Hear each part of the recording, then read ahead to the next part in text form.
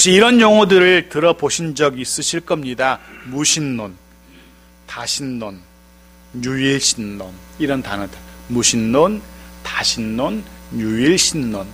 의미는 단어 그대로, 용어 그대로입니다. 무신론은 말 그대로 신이 없다는 이론이죠. 그렇다면 다신론은 신이 여럿이라는 그런 이론 주장일 겁니다. 그리고 유일신론은 말 그대로 신은 하나뿐, 유일한 신, 하나뿐이라는 그런 이론일 겁니다. 네, 오늘은 신에 대해서, 그리고 그 신을 섬기는 종교에 관한 말씀을 잠깐 나누려고 합니다. 그 전에 신에 대한 정의부터 좀 정리하고 넘어갈 필요가 있을 겁니다. 사전적인 정의, 사전적인 정의는 이렇게 됩니다. 우주 만물과 인류를 창조하고 구원하는 존재, 이렇게 사전에 기록되어 있습니다. 또는 초인간적, 초자연적 힘을 가지고 인간에게 화나 복을 내리는 존재, 이렇게 정의하고 있습니다. 해서 사람들이 의지하고 섬기는 대상을 신이라고 하죠. 우리는 십계명의 말씀을 듣기 전 이스라엘 백성들이 살았던 것을 우리가 좀 기억할 필요가 있습니다. 이스라엘이 십계명의 말씀을 듣기 전 그들은 어디 살았습니까? 애굽이었습니다. 애굽이 어떤 나라였는지 아마 기억하실 겁니다. 특별히 종교적인 영역에서, 신의 영역에 있어서 수많은 신들이 존재하던, 수많은 신들을 섬기던 이른바 다신론의 나라라고 할 수 있을 겁니다. 그리고 현재 오늘날 지구상에 존재하는 나라들 중에서 가장 다신론으로 대표할 수 있는 나라라면 인도를 들 수 있을 겁니다. 사실 인도의 종교는 힌두교입니다. 하나밖에 없습니다. 하지만 그 밑에 힌두교 안에는 6의 주 신이, 대표적인 6의 신이 있고요. 그 밑에 무려 3억 3천만 이상의 신을 섬기고 있습니다. 인도 인구가 약 14억 정도 되는데요. 그러니까 4명당 하나의 신을 섬길 정도로 많은, 수를 헤아릴 수도 없는 많은 신을 섬기는 나라가 인도라는 나라입니다. 우리나라는 어떻습니까? 우리나라 기독교의 하나님 외에 다른 종교, 다른 신 존재합니다. 네, 우리 조국 대한민국도 인도 정도는 아니지만 분명 다신론의 나라이죠. 다양한 종교가 존재하는 나라입니다. 신학적으로는 그래서 다신론의 나라라고 그렇게 분류됩니다. 해서 당연히 섬기는 종교도, 그 신을 섬기는 종교도 다양하죠. 전통적으로 우리는 많은 신을 섬겨왔습니다. 또 많은 종교가 존재해 왔습니다. 물론 우리 기독교 외에도 불교는 더 뿌리가 깊고, 불교, 천주교, 원불교, 유교, 천도교, 대종교, 지금은 이슬람교도 대한민국에 존재하는 종교입니다. 여러 종교들이 존재합니다. 그 외에도 사실은 수를 헤아릴 수 없을 만큼의 많은 종교가 존재합니다. 이른바 유사불교, 또 유사기독교, 사이비 불교, 사이비 기독교, 이런 식으로 파생된 종교들이 이루 헤아릴 수 없을 정도로 많은 사회가 우리 조국 대한민국입니다. 중요한 건 이겁니다. 많은 종교가 존재하고 많은 신이 존재하는 것, 그게 중요한 게 아니라 중요한 것은 어떤 신을 섬기느냐, 어떤 종교를 가지고 있느냐가 그 사람의 삶의 질을, 그 사람의 삶을 좌우한다는 거죠. 아주 중요한 영향을 미칩니다. 그의 삶이 어떠한 삶인지를 결정합니다. 해서 어떤 신학자는 이렇게 표현합니다. 그가 어떤 신을 섬기느냐에 따라서 그의 인격과 그의 삶이 결정된다라고까지 이야기합니다. 어떤 신을 섬기는지, 어떤 종교를 가지고 있는지가 그 인격도, 그의 삶도 결정한다는 겁니다. 맞는 것 같습니다. 잘못된 신앙은 분명 잘못된 삶으로 연결되고요. 결국은 그뿐 아니라 그 주변의 사람들까지 나쁜 영향을 미치는 것 우리가 얼마든지 보고 있습니다. 대표적으로 JMS라든가 정명석이라든가 신천지라든가 이런 종교들은 그들의 삶을 망가뜨립니다. 그의 가정을 깨어지게 하기도 합니다. 정상적인 인간관계가 불가능하게 만듭니다. 성경이 기록된 시대부터 지금까지 세상에는 수많은 신들과 또 그런 신들을 섬기는 수많은 종교들이 있어 왔습니다. 구약 이스라엘 백성들, 그들이 살아가는 또 살아갈 가나안 지역도 마찬가지였습니다. 이스라엘이 그 땅을 차지하고 살기 전부터 이미 그 땅에는 수많은 신들이, 수많은 종교들이 존재하고 있었습니다. 예를 들면 들어보셨을 겁니다. 바알, 아세라, 아스트롯, 다곤, 그모스, 밀곰, 그 외에도 수많은 여러 신들이 존재했고, 가나안 지역의 인근의 지역 나라들은 이런 수많은 신들을 섬기는 그런 나라들이었습니다. 신약으로 넘어와도 마찬가지입니다. 주 1세기 바울은 지금은 아테네로 불리는 아덴에 방문했는데 그곳 사람들이 얼마나 많은 신을 섬기는지 이렇게까지 표현합니다. 사도행전 17장 23절 볼까요? 같이 읽죠. 시작. 내가 두루다니며 너희가 원하는 것들을 보다가 알지 못하는 신에게라고 새긴 단도 보았으니 그러니 너희가 알지 못하고 위하는 그것을 내가 너희에게 알게 하리라. 여기 보십시오.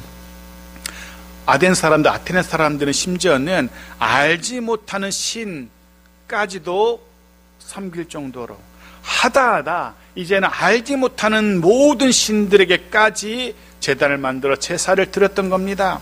자신들이 모르는 신이 존재해서 그 신들이 삐져서 자신들에게 복이 아니라 화를 내릴까봐 그런 신들까지도 섬길 정도로 수많은 신들을 섬기던 그런 땅이 가나안 팔레스타인 지역이었습니다.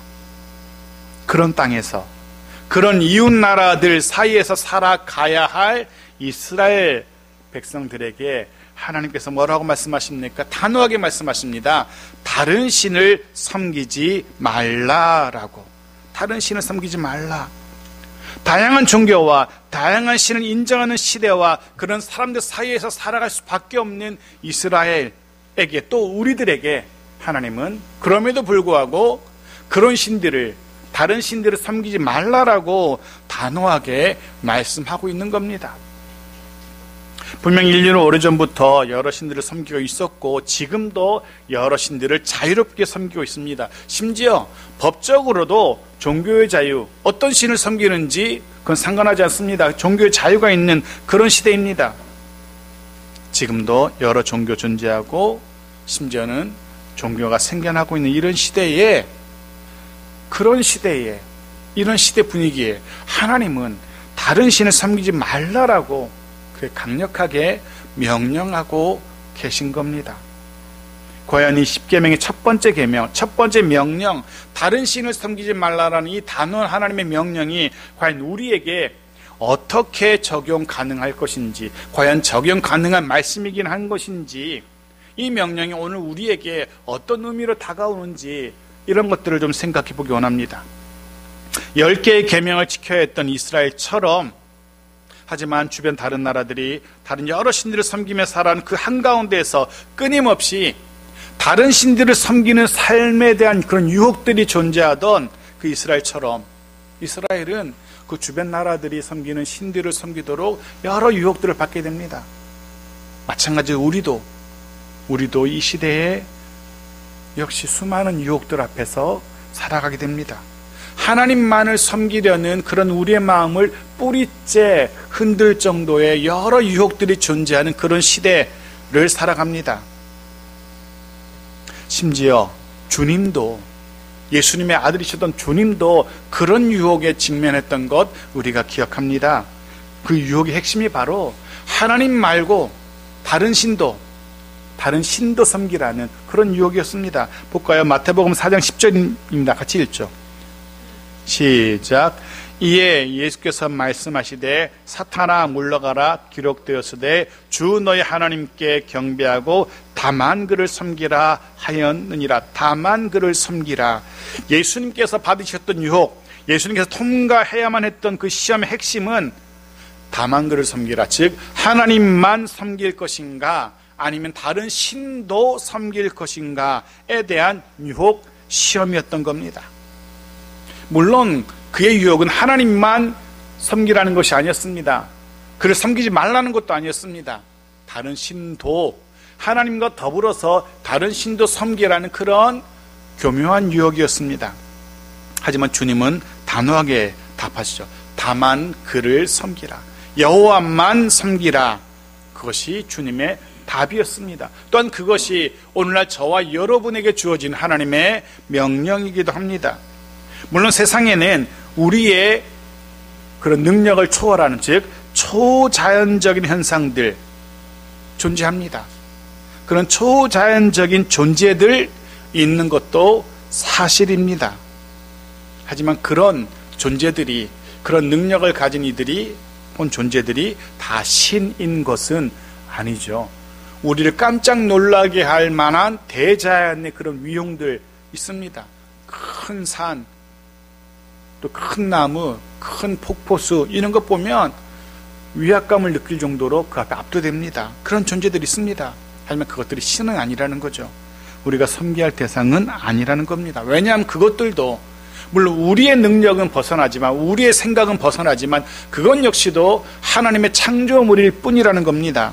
그건 역시 하나님께서 만드신 물건의 존재에 불과하지 신은 아니라는 거죠. 신명기 4장 39절 보십시오. 같이 읽죠. 시작. 그런즉 너는 오늘 위로 하늘에나 아래로 땅에 오직 여호와는 하나님이시여 다른 신이 없는 줄을 알아 명심하고. 다른 신은 없다라고 성경 분명히 우리에게 선언합니다. 하늘에나 땅에나 어디에나 여호와만이 하나님이시라 라고 분명하게 선언합니다. 이건 타협의 조건이 아니, 타협할 수 있는 그런 게 아니라는 겁니다. 이거는 하나님이 양보할 수 없는 절대적인 명령이라는 걸, 다른 신이 없다라고. 성경 한 거 더 보죠. 이사야 2장 8절입니다. 같이 읽죠. 시작. 그 땅에는 우상도 가득하므로 그들이 자기 손으로 짓고 자기 손가락으로 만든 것을 경배하며. 무슨 얘기입니까? 사람들이 신으로 섬기는 그것들, 하나님 외의 신으로 섬기는 그것들 참신이 아니라는 겁니다. 고작 사람들이 손으로 만들어낸 물건에 불과하다는 겁니다. 핵심은 이겁니다. 성경은 하나님 외에는 사람들이 신으로 고백하는 그 무엇도 성경은 신으로 인정하지 않는다는 겁니다. 물론 오늘날 이 시대 사람들에게 신이라는 이 의미는 여러 의미로 해석되곤 합니다.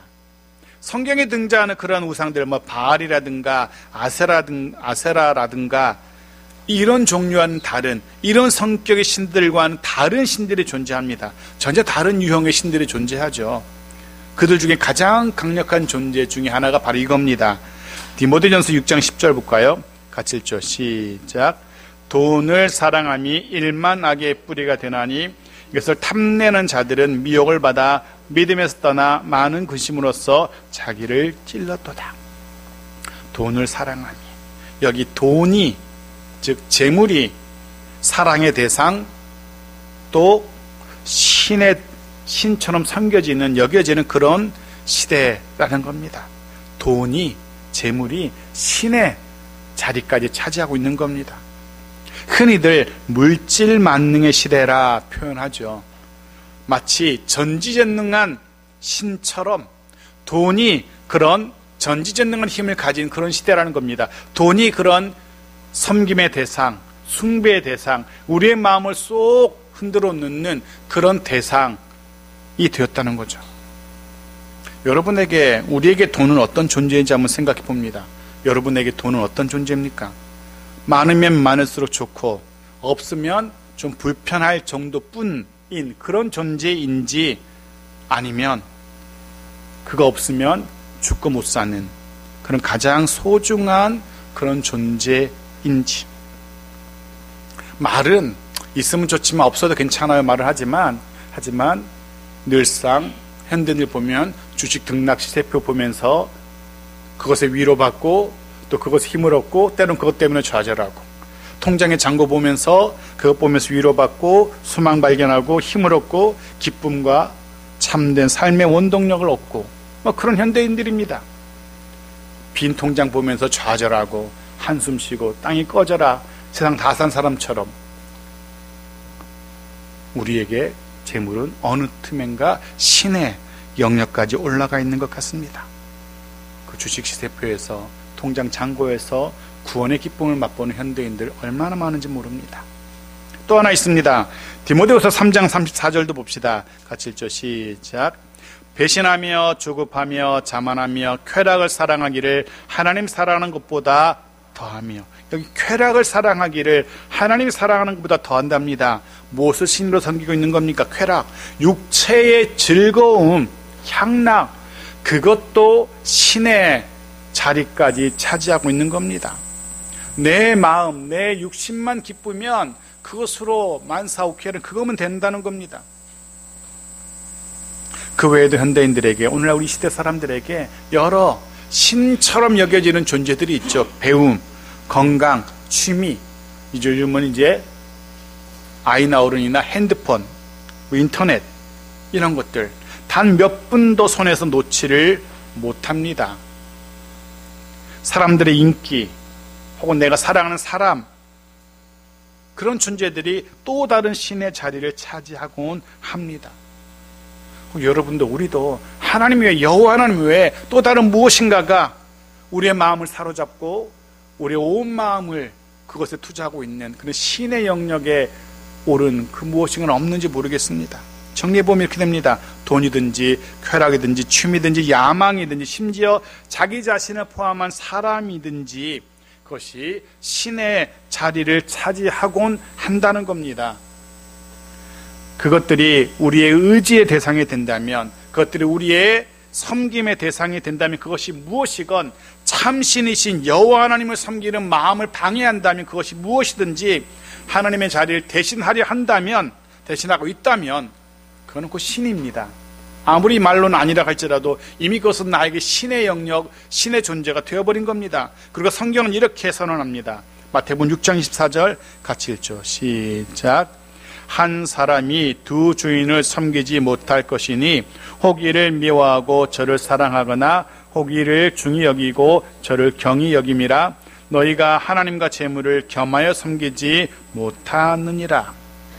보시면 주님도 재물을 주인으로 비유하고 계십니다.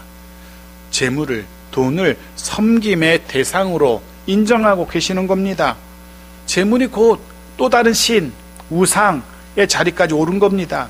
그리고 주님은 분명히 선언합니다. 그 둘은 하나님 외에 또 다른 그 무엇, 그것이 돈이건 쾌락이건 사람이건 그것이 무엇이건 그 둘을 동시에는 섬길 수 없노라라고. 여호와 하나님과 또 다른 신을 동시에 섬길 수 없는 겁니다. 결국은 결정해야 됩니다. 결국은 선택해야 합니다. 그리고 이때 주의해야 될 것이 있습니다. 무엇을, 누구를 섬기느냐는 결국 그 사람의 삶을 결정한다라고 말씀드렸습니다. 이런 겁니다. 돈을 섬기는 것, 돈의 우상을 섬기는 것은 곧 돈의 논리를 따라서 돈을 위한, 돈을 중심으로 한 그런 삶을 살아가는 것을 의미하고 그런 삶과 연결될 겁니다. 돈을 섬기는 것은 곧 돈을 섬기는 돈의 논리를 따르는 삶, 돈을 위주로 살아가는 삶과 연결된다는 거죠. 마찬가지입니다. 다른 모든 신, 다른 우상 거부하고 하나님만 섬긴다는 것은 하나님과 연결된 삶을 살아가는 것을 의미하는 거죠. 하나님과 연결된 삶, 하나님 중심으로 살아가는 삶을 말합니다. 하나님만 섬기는 사람은 그런 삶을 살아가게 될 겁니다. 모든 생각의 중심이, 모든 선택과 모든 판단의 중심이 하나님에게 있습니다. 하나님과 연결된 삶을 살아가는 겁니다. 내가 무엇인가 하나 생각할 때, 내가 무엇인가 말할 때, 내가 무엇인가를 해야 할 때 그 모든 중심에 여호와 하나님이 자리 잡고 그분을 기억하면서 결정하고 선택하게 되는 겁니다. 하나님만 섬기는 삶은 결국 하나님의 뜻대로 사는 삶과 연결되는 겁니다. 그렇다면 다음에 이어지는 질문은 이겁니다. 하나님의 뜻대로 사는 삶, 하나님 중심으로 사는 삶, 도대체 어떤 삶을 말할까? 여기에 대해서 우리는 답을 내릴 수 있어야 됩니다. 먼저 십계명의 첫 계명으로 돌아옵시다. 다른 신을 내게 있게 말지니라. 십계명의 첫 번째 계명, 다른 신을 섬기지 말라는 것이 핵심이 바로 여기 있습니다. 다른 신을 섬기지 말라는 것은 하나님의 뜻대로만 살아야 된다. 하나님 중심으로 살아야 된다. 여기 핵심이 있습니다. 하나님 뜻대로, 하나님의 방식대로 살아라. 돈의 방식이 아니라 내 육체의 쾌락의 방식대로가 아니라 그것을 중심으로가 아니라 하나님 중심으로 살라는 거기 핵심이 있습니다. 그렇다면 무엇이 하나님 중심으로 사는 것이고 무엇이 하나님 뜻대로 사는 삶인지 여기에 대해서 답을 내릴 수 있어야 될 겁니다. 그래야 십계명의 첫 번째 계명을 지킬 수 있으니까요. 신명기 6장 4절과 6절에서 그 답을 발견합니다. 같이 읽죠. 시작. 이스라엘아 들으라. 우리 하나님 여호와는 오직 유일한 여호와이시니 너는 마음을 다하고 뜻을 다하고 힘을 다하여 내 하나님 여호와를 사랑하라. 오늘 내가 네게 명하는 이 말씀을 너는 마음에 새기고. 여기서 우리는 하나님 방식대로 사는 삶, 하나님의 뜻대로 사는 삶, 하나님 중심의 삶이 무엇인지를 발견합니다. 바로 하나님을 사랑하는 삶입니다. 성경은 너무나 간단하게 또 너무나 분명하게 선언합니다. 하나님만 사랑해라 라고. 마음을 다하고 뜻을 다하고 힘을 다해서 우리 모든 것을 다하여서 하나님을 사랑하는 겁니다. 돈도 내 육체도 내 시간도 내가 가지고 있는 재능도 다 동원해서 하나님만 사랑하는 데 필요한 도구들이 되어야 된다는 겁니다.